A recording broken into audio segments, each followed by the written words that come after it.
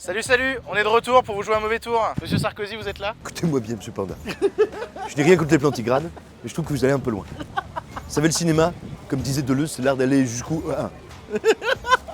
Bonjour, je m'appelle Simon Rio, je suis ici pour Pardon le cinéma et pour Écran large, et je vais avoir le plaisir de vous parler du dernier film de Sean Penn, parce que tout arrive. Bonjour, je m'appelle Victor Bonnefoy, je suis ici pour Pardon le cinéma et j'ai aussi le plaisir de vous parler du Sean Penn parce que tout arrive.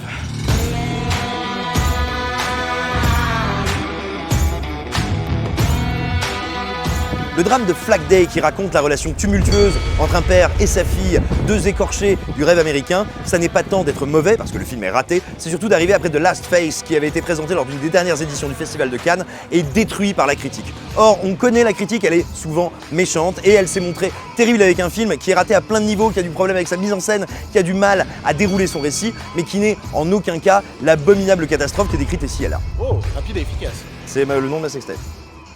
Mais là, je trouve Simon encore un peu trop gentil vis-à-vis de Flag Day, c'est ça le nom Flag Day de Sean Penn, qui quand il n'essaye pas de copier Balik pour essayer de faire une pseudo-parodie des moissons du ciel, se retrouve carrément à nous proposer 10 clips musicaux à la suite dans les mêmes 30 premières minutes pour un film où tout est sans cesse over the top avec des performances de comédiens où Sean Penn ne sait pas se diriger ni diriger l'équipe technique qui travaille pour le film. Le film est moche, raté, laid et souvent très con et bête, réalisé par un enfant de 3 ans probablement. C'est absolument horrible et c'est ce qu'on attendait et franchement on n'est pas déçus. Je parle pour toi. On n'est vraiment pas déçus. Eh bien, une semaine déjà à Cannes et pour cette mi-festival, moi c'est le dernier jour car je m'en vais. Je vais donc en profiter pour faire un mini bilan d'une pertinence incroyable sur cette première phase du festival.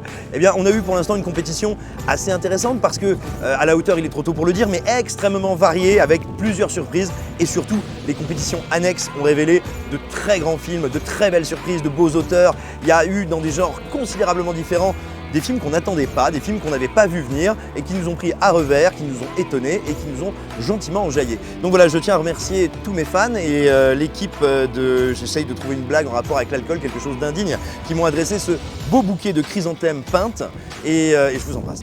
De mon côté, je vous ai déjà dit tout le bien dans la précédente vidéo qu'on avait fait de Annette ou encore du dernier film de Joachim Trier, Julie en 12 chapitres, qui sont des films qui nous ont profondément touchés en compétition, mais comme le disait Simon, ce qui sont proposés dans les compétitions annexes, et notamment ne serait-ce qu'à un certain regard ou un séance spécial, sont aussi très intéressants. Je pense notamment à cette musique Ne joue pour personne de Samuel Benchetrit qui a été absolument sublime. On a eu droit en projection de minuit hier soir à Suprême, qui est aussi assez intéressant. C'est justement tous ces films-là qui font le festival et pas seulement le cœur de la compétition, tout ce qu'il y a autour, tout ce qui crée l'engouement aussi de certains cinéphiles qui se déplacent jusqu'à Cannes pour parler de cinéma, pour regarder du cinéma et pour vivre le cinéma. On a encore une belle semaine à venir, en tout cas je la vivrai sans Simon, mais sûrement avec beaucoup de plaisir.